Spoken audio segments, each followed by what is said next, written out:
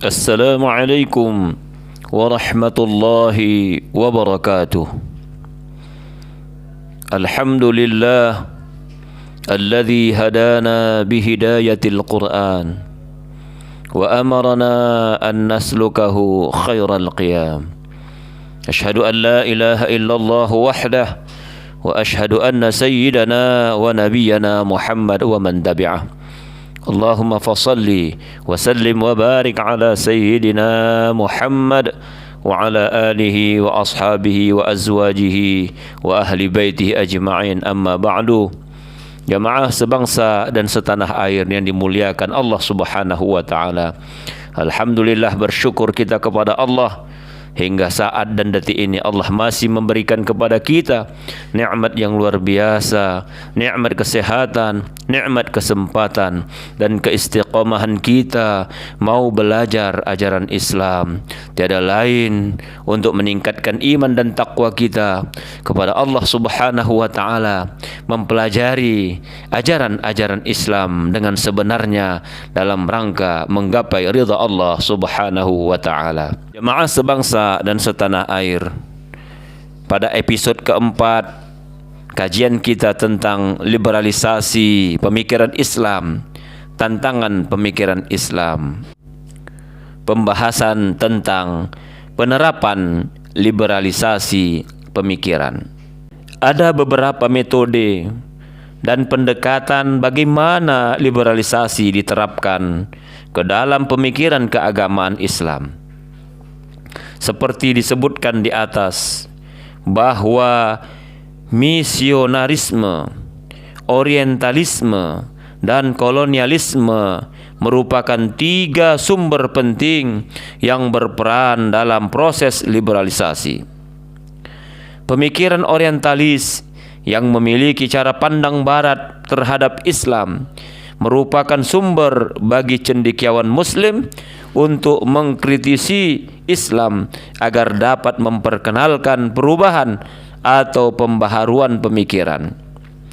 Pemikiran politik dan ekonomi barat yang kolonialistis merupakan ujung tombak untuk merubah pemikiran umat Islam melalui berbagai macam faham ideologi dan pandangan hidup barat.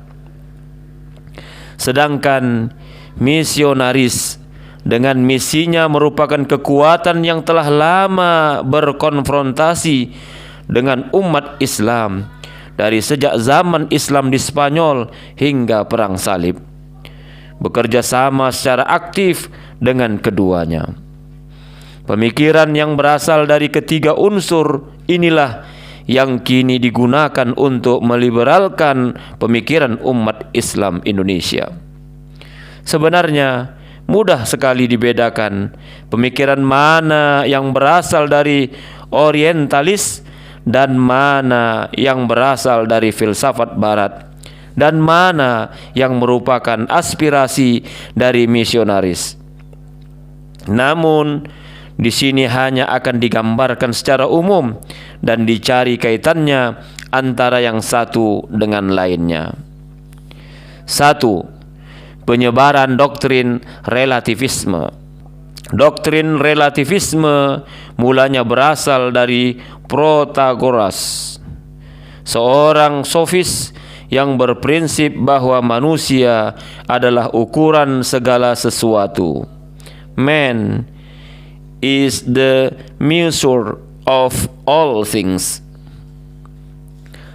Relativisme adalah teori atau faham yang menyatakan bahwa kebenaran atau kesalahan itu selalu relatif atau berkaitan dengan atau tergantung pada pikiran, kepercayaan, budaya, ideologi siapa yang menyatakan.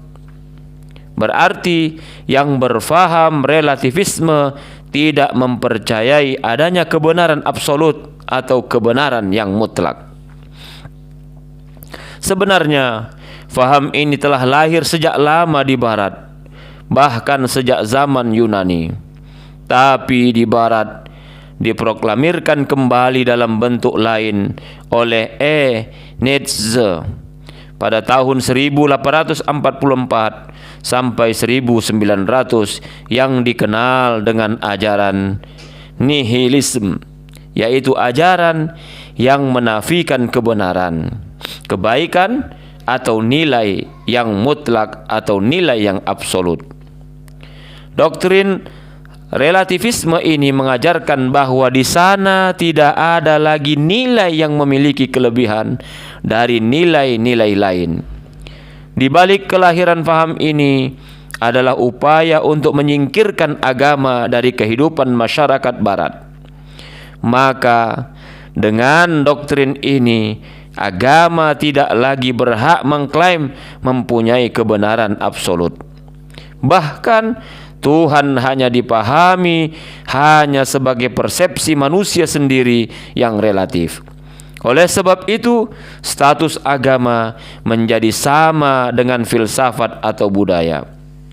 Jadi doktrin relativisme itu tidak hanya berkaitan dengan kebenaran, tapi juga kebaikan dan nilai. Kebenaran dalam hal ini bukan hanya kebenaran suatu pernyataan, tapi menyinggung kebenaran apa saja termasuk agama. Di sini subjek atau manusia dapat menentukan makna kebenaran, dan ia dapat dipengaruhi oleh latar belakang sejarah, kultural, sosial, linguistik, psikologis.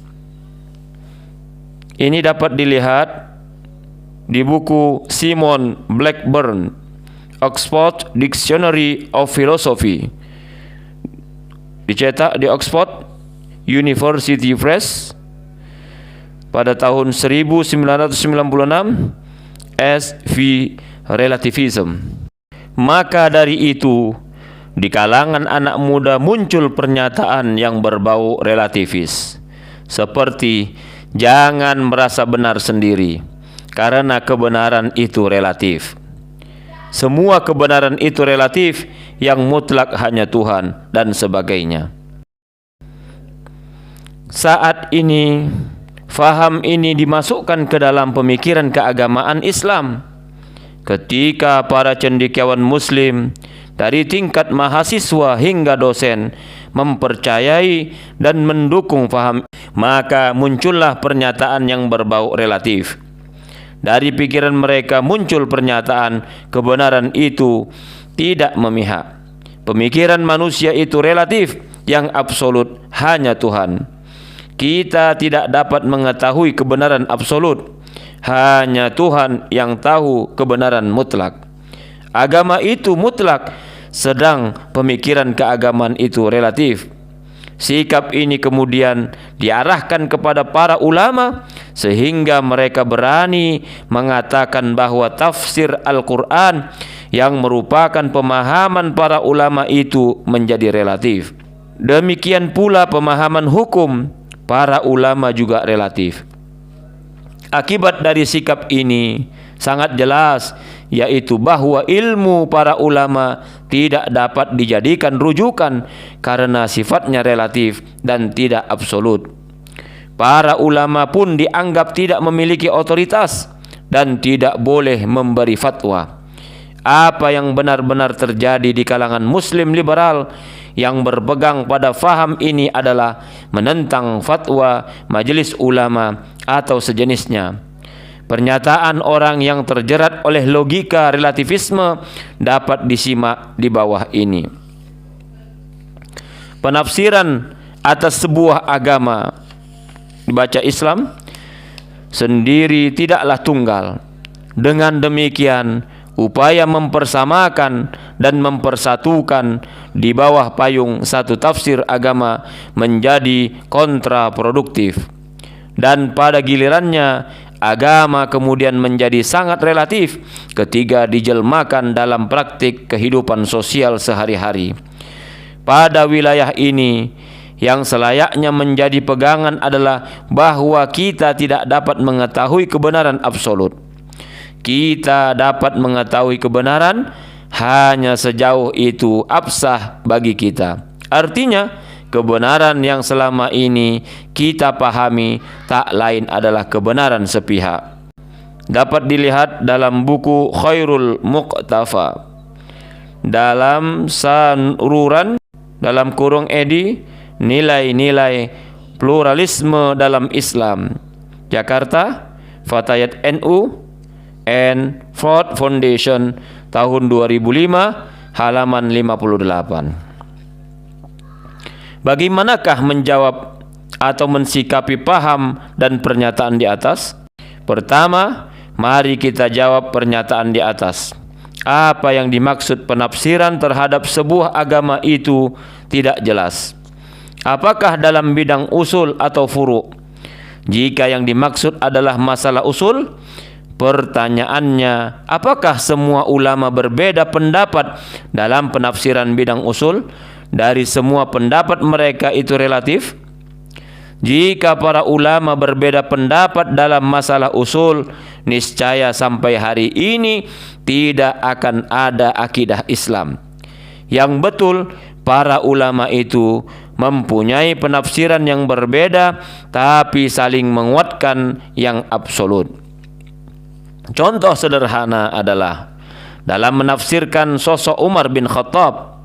Sebagian orang mengenal Umar sebagai seorang khalifah, yang lain lagi memahaminya seorang sahabat Nabi. Sebagian yang lain memahaminya sebagai seorang ayah, yang lain menganggapnya sebagai seorang suami atau seorang Arab dan sebagainya. Pemahaman dan pengenalan itu memang relatif, tapi semua itu tidak sampai menganggap wujud Umar itu relatif. Yang masalah jika terdapat pemahaman bahwa Umar adalah orang Arab, sedangkan yang lain mengatakan bukan orang Arab. Jadi dalam Islam, masalah usul sudah selesai. Tapi karena Muslim liberal terjangkit faham relativisme, maka soal usul menjadi furu', soal yang mutlak menjadi relatif. Jika pernyataan relatif di atas merujuk kepada masalah furu', berarti penulisnya mengangkat persoalan yang sudah usang. Sebab tidak dipungkiri lagi, masalah furu' adalah relatif. Dan Islam membuka lebar-lebar perbedaan dalam masalah furu', asalkan mempunyai dasar hukum yang kuat. Justru karena sifatnya yang relatif itulah, maka Islam itu dapat diterapkan dalam setiap waktu dan tempat. Pernyataan bahwa kita tidak dapat mengetahui kebenaran absolut terkadang ditambahi yang mengetahui kebenaran absolut hanyalah Tuhan, mempunyai banyak kerancuannya. Pertama, jika dikatakan bahwa manusia tidak mengetahui kebenaran absolut, tentu tidak benar. Sebab hitungan matematis 2 kali 2 sama dengan 4 adalah absolut, dan manusia mengetahui itu. Fakta bahwa SBY berada di Jakarta pada tanggal 17 Agustus 2008 jam 10.30 WIB adalah absolut. Fakta bahwa Nabi Muhammad sallallahu alaihi wasallam pernah hidup dan membawa risalah Islam kemudian wafat adalah absolut. Kedua, jika maksudnya adalah bahwa kita tidak mengetahui kebenaran absolut seperti yang dimaksud Tuhan, ini tentu mengada-ada. Sebab Allah tidak memerintahkan manusia untuk mengetahui kebenaran seperti yang dimaksud Allah. Yang diperintahkan adalah kebenaran seperti yang diwahyukan Allah kepada Nabi Muhammad sallallahu alaihi wasallam. Manusia yang dipercayai Allah dapat menyampaikan risalah. Lebih tidak masuk akal lagi jika dikatakan bahwa kita tidak memahami kebenaran yang dibawa oleh Nabi Muhammad, atau Nabi Muhammad sebagai manusia tidak memahami wahyu yang diturunkan kepadanya. Ketiga, seseorang yang menyatakan bahwa yang benar hanya Tuhan, maka orang tersebut mestinya telah mengetahui kebenaran yang diketahui Tuhan itu. Jika dia tidak tahu, maka mustahil ia dapat menyatakan bahwa yang benar secara absolut hanyalah Tuhan. Jika dia tahu, maka pengetahuannya itu absolut. Ini bertentangan pernyataannya sendiri. Jadi dengan demikian pemikiran dan pengetahuan manusia itu bisa relatif dan bisa absolut. Keempat, pernyataan bahwa semua kebenaran itu relatif sebenarnya juga kontradiktif, self contradiction. Sebab jika demikian, maka pernyataan orang yang menyatakan itu sendiri juga termasuk relatif alias belum tentu benar, karena semua itu termasuk pernyataannya. Karena pernyataan kebenaran itu relatif belum tentu benar, maka dimungkinkan ada pernyataan lain yang berbunyi kebenaran itu bisa absolut dan bisa juga relatif, dan pernyataan itu juga dapat dianggap benar. Kelima, pernyataan bahwa pemikiran manusia itu relatif, yang absolut hanya Tuhan, adalah pernyataan yang salah karena tidak comparable. Masih perlu dipertanyakan apa maksud dari yang absolut hanya Tuhan. Apakah pemikiran Tuhan, ilmu Tuhan, firman Tuhan, perintah Tuhan, atau zat Tuhan? Jika yang dimaksud adalah itu semua pun pernyataan itu tidak benar, sebab zat, ilmu, dan firman Tuhan itu absolut, tapi perintah Tuhan ada yang bersifat relatif. Jika yang dimaksud adalah relativitas kebenaran pemikiran manusia, sudah terjawab di atas, itu tidak terbukti benar, karena pemikiran manusia tidak semuanya relatif. Jika yang dimaksud Tuhan adalah zat Tuhan, maka pernyataan itu rancu, karena pemikiran tidak bisa dibandingkan dengan zat. Memang benar secara ontologis atau zat, Tuhan itu absolut dan manusia itu relatif. Namun ketika manusia menerima kebenaran dari Tuhan yang diturunkan melalui Nabi Muhammad SAW dalam bentuk wahyu, maka pengetahuan manusia itu bisa jadi absolut. Keenam, jika dikatakan bahwa kebenaran itu tidak memihak, berarti kebenaran ada di semua pihak dan berarti semua benar.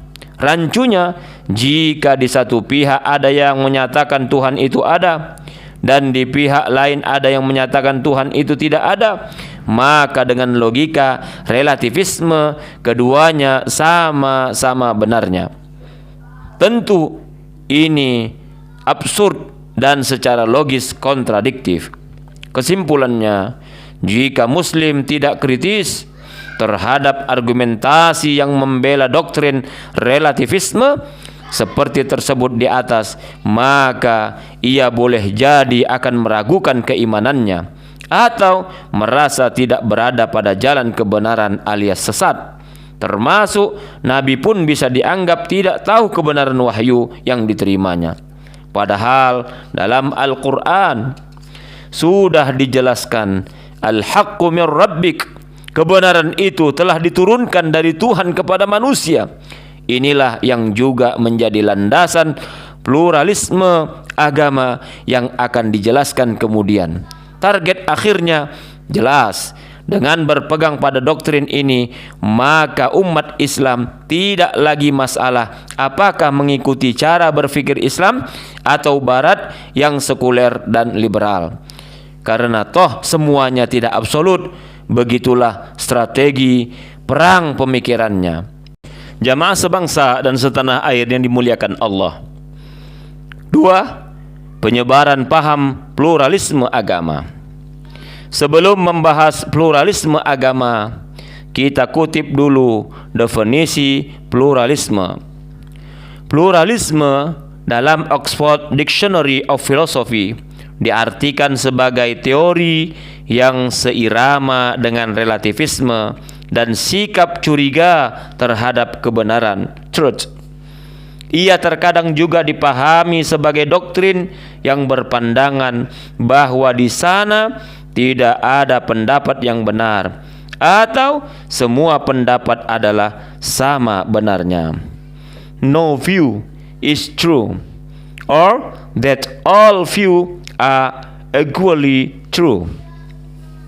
Dapat dilihat dalam buku Simon Blackburn, Oxford Dictionary of Philosophy, yang dicetak di Oxford University Press, Oxford. Lihat pluralism.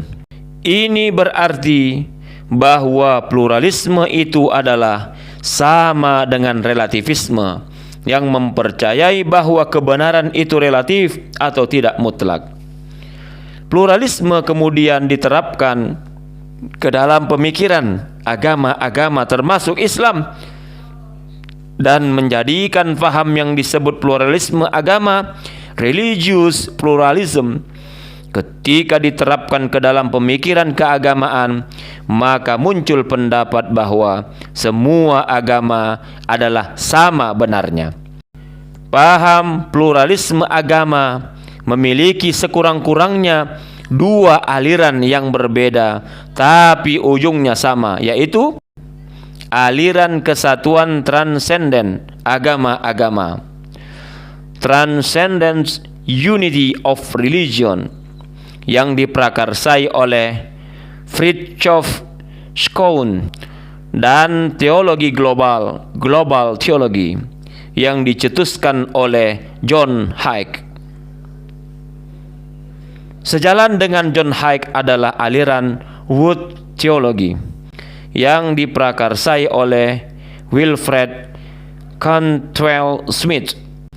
Yang pertama lebih merupakan protes terhadap arus globalisasi, sedangkan yang kedua adalah kepanjangan tangan dan bahkan pendukung gerakan globalisasi.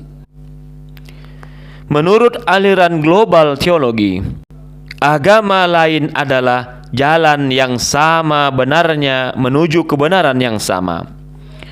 Other religions are equally valid ways to the same truth. Untuk lebih jelas tentang kerancuan paham pluralisme agama ini, baca majalah Islamia edisi 3 September sampai November 2004. Sedangkan menurut aliran Transcendent Unity of Religion, kebenaran agama-agama pada tingkat lahiriah eksoteris adalah relatif. Dapat dilihat dalam buku Fridtjof Schuon, The Transcendent Unity of Religions, Witron Theosophical Publishing House, pada tahun 1984, halaman 15. Artinya, kebenaran semua agama adalah setara. Aliran ini juga mengajarkan bahwa tidak ada agama yang salah. Dengan aliran ini, maka tidak ada agama yang ditinggikan lebih dari agama lain. Agama-agama di dunia ini diyakini sebagai jalan-jalan alternatif untuk mendapatkan keselamatan, pembebasan, kepuasan, dan kebahagiaan. Untuk penjelasan dan diskusi tentang wahdah al-adyan, rujuk Fridtjof Schuon, The Transcendent Unity of Religion, intro by Huston Smith, Witron, The Philosophical Publishing House, tahun 1984, pertama terbit pada tahun 1957. Lihat juga Syed Hussein Nasr, The Essential Writings of Fridtjof Schuon, dicetak di New York Amity House pada tahun 1986, halaman 14 sampai 26. Bacaan lain termasuk The Encyclopedia of Religion, volume 16, dicetak di New York Macmillan Publishing .co pada tahun 1987, SV Religious Pluralism 12.2.331-2. Selanjutnya disingkat ER. Lihat juga buku Muhammad Legenhausen, Islam and Religious Pluralism, Ed Tauhid, volume 14, nomor 3, tahun 1997, halaman 115 sampai 154. Dampak dari penyebaran paham ini, munculnya sikap di kalangan kelompok liberal muslim yang tidak mengklaim bahwa agama mereka adalah sempurna dan absolut. Karena memang tujuan menyebarkan paham ini adalah untuk menghilangkan keyakinan pada yang absolut dan sifat eksklusif umat beragama, khususnya Islam. Dengan paham ini, umat Islam tidak merasa agamanya adalah paling benar dan menganggap agama lain salah. Padahal semua pemeluk agama pasti meyakini agamanya adalah paling benar dan agama lain salah. Pernyataan tokoh Kristen Katolik Amerika, Kenneth R. Samples, berikut ini adalah bukti akan hal itu. Abad ke-20 telah membawa tantangan yang tidak ada duanya dalam sejarah kepercayaan Kristen. Pada abad ini, relevansi Kristen dan kebenaran tertingginya telah dipertanyakan dengan pertanyaan yang tidak ada sebelumnya. Serangan terhadap klaim kebenaran Kristen ini datang dari dua musuh yang berbeda: humanisme ateistik yang sekuler dan pluralisme agama yang berkembang. Dapat dilihat dalam jurnal Kenneth R. Samples, The Challenge of Religious Pluralism, dalam The Christian Research Journal, Summer tahun 1990, halaman 39. Jadi benar upaya untuk menyamakan agama-agama bukan dari kalangan pemeluk agama-agama, tapi berasal dari humanisme sekuler dan pluralisme agama yang merupakan salah satu program liberalisasi pemikiran. Jamaah sebangsa dan setanah air yang dimuliakan Allah. 3. Penyebaran feminisme dan kesetaraan gender. Feminisme adalah suatu gerakan sosial di Barat yang tujuannya adalah untuk mencari kesamaan hak antara laki-laki dan perempuan. Tuntutan kesamaan hak antara laki-laki dan perempuan di Barat dalam bidang-bidang sosial, ekonomi, dan politik ini kemudian disebarkan ke seluruh dunia. Dapat dilihat dalam buku Jacob E. Safra, Britannica Concise Encyclopedia, Chicago, Encyclopedia Britannia INC, pada tahun 2006, halaman 664. Lihat juga Eleanor Bucket, Feminism, Encyclopedia Britannica tahun 2007, Ultimate Reference Suite versions 2007, entry Feminism, khususnya Influence of the English Treatment. Gerakan ini juga pernah disebut dengan emansipasi, sebab pada waktu itu di Barat kehidupan sosial dianggap terlalu patriarkis. Artinya sistem kekuasaan laki-laki di masyarakat dianggap menindas perempuan melalui lembaga-lembaga sosial, politik, dan ekonomi. Dapat dilihat di dalam buku Susan Osborne, Pocket Essentials Feminism, Hurt Great Britain, pada tahun 2001, halaman 8. Pada mulanya, para feminis menggunakan isu hak dan kesetaraan perempuan sebagai landasan perjuangannya. Tetapi pada akhir 1960-an, para feminis menggunakan istilah penindasan dan kebebasan untuk gerakan mereka itu, sehingga kaum feminis menyatakan dirinya sebagai gerakan pembebasan perempuan. Kemudian pada tahun 1970, kaum feminis mengembangkan konsep yang disebut gender. Tapi secara resmi konsep ini diperkenalkan oleh sekelompok feminis di London pada awal tahun 1977 dengan sebutan gender equality atau kesetaraan gender. Dengan gerakan ini, tuntunan persamaan dalam sosial, politik, dan ekonomi berganti menjadi upaya mencari akar persamaan antara laki-laki dan perempuan dalam segala hal. Istilah gender pun bukan lagi berarti jenis kelamin, tapi merupakan suatu azas untuk menentukan perbedaan laki-laki dan perempuan yang berdasarkan pada kebudayaan dan kehidupan kolektif yang sebagai akibatnya mereka menjadi laki-laki dan perempuan. Dapat dilihat di dalam buku H.T. Wilson, Sex and Gender, Making Cultural Sense of Civilization, Leiden, New York, E.G.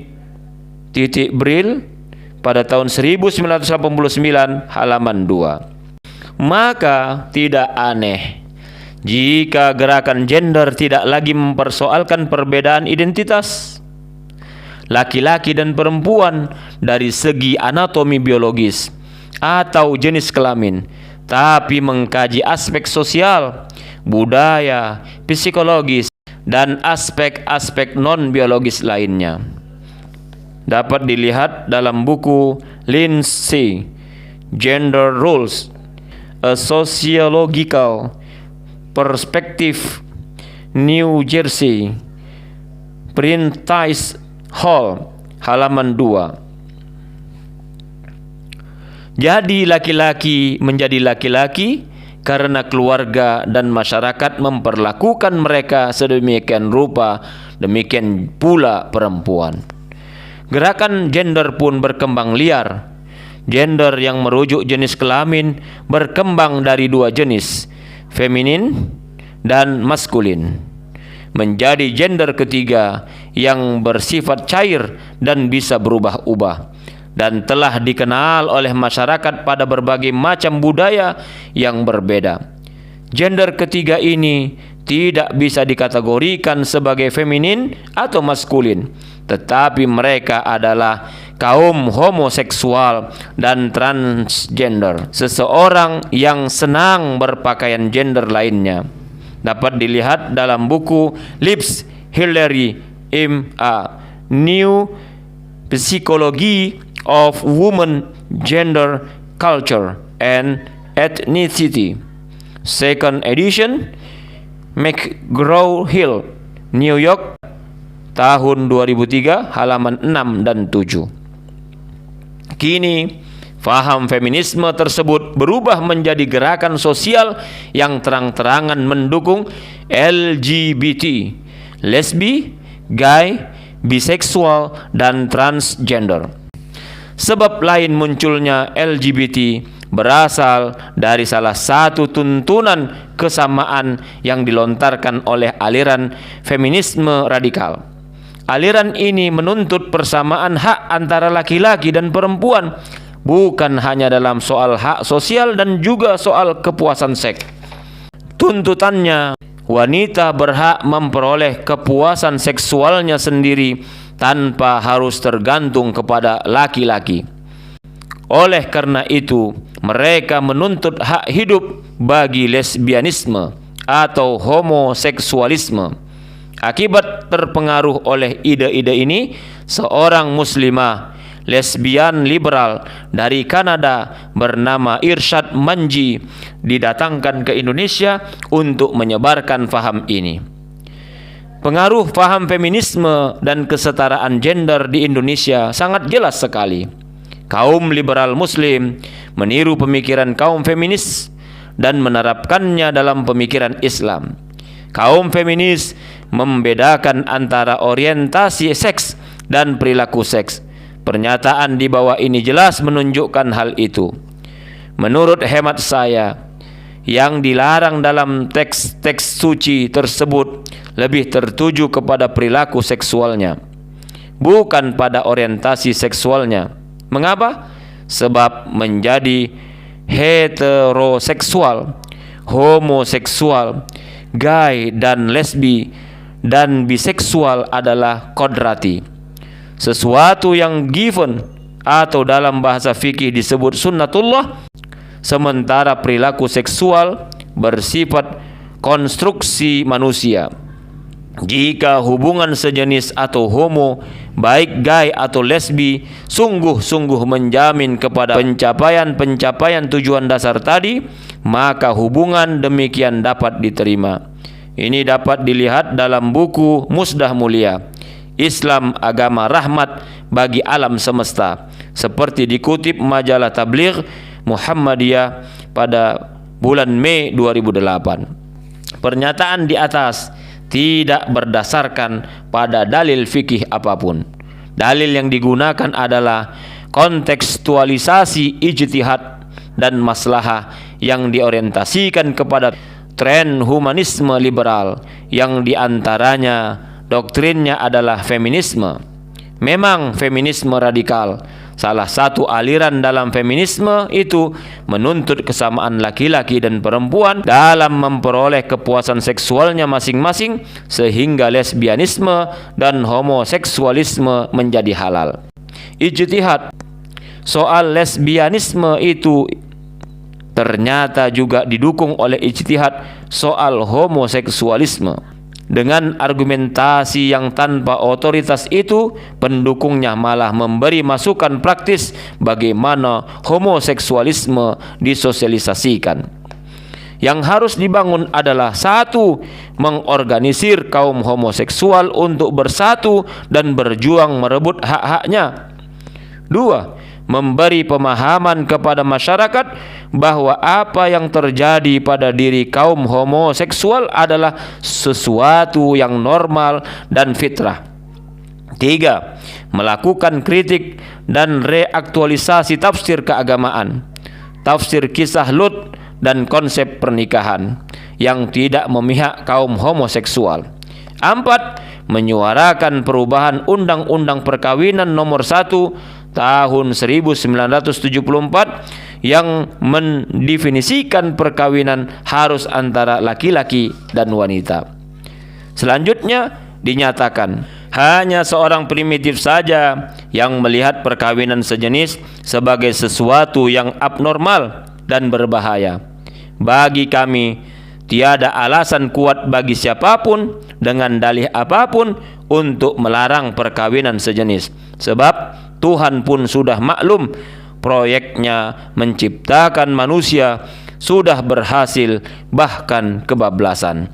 Ini dapat dilihat dalam buku Ahmad Khairul Umam et al. Indahnya Kawin Sesama Jenis, Demokratisasi dan Perlindungan Hak-Hak Kaum Homoseksual. Buku hasil kumpulan artikel di jurnal Justisia IAIN Wali Songo Semarang. Di sini penulisnya berpretensi seakan-akan mengetahui maksud Tuhan dan menghalalkan sesuatu yang diharamkan Tuhan. Pernyataan ini sudah dapat disebut sebagai mengatasnamakan Tuhan. Padahal ketika ia mendengar orang lain mensitir ayat-ayat Al-Quran sebagai alat berargumentasi, ia akan mengatakan, Anda jangan mengatasnamakan Tuhan. Karena pengaruh faham feminisme dan kesetaraan gender, maka timbullah ijtihad hukum yang tidak merujuk kepada pendapat ulama yang otoritatif. Di antaranya adalah A. Mengharamkan poligami, B. Menghalalkan perkawinan beda agama muslimah dengan non-muslim atau sebaliknya, C. Pernikahan dapat dilakukan tanpa wali, ijab kabul dapat dilakukan calon suami istri. D. Masa iddah bukan hanya dimiliki oleh wanita tetapi juga untuk laki-laki. Masa iddah laki-laki adalah 130 hari. E. Talak tidak dijatuhkan oleh pihak laki-laki tetapi boleh dilakukan oleh suami atau istri di depan sidang pengadilan agama. F. Bagian waris anak laki-laki dan wanita adalah sama. Ini dapat dilihat Counter Legal Draft Kompilasi Hukum Islam disusun oleh tim pimpinan Dr. Musdah Mulia, Litbang Departemen Agama. Usulan ini kemudian dibatalkan oleh Menteri Agama Maftuh Basuni. Jamaah sebangsa dan setanah air, demikianlah kajian kita pada hari ini tentang penerapan liberalisasi pemikiran. Semoga dengan tayangan YouTube kali ini dapat memberi wawasan bagi kita untuk berhati-hati terhadap gerakan liberalisasi ini, agar kita terhindar darinya dan kita dapat memahami Islam dengan semurni-murninya yang dibawa oleh baginda Rasulullah sallallahu alaihi wasallam. Usikum wa iyaya nafsi bitaqwallah. Wassalamu alaikum warahmatullahi wabarakatuh.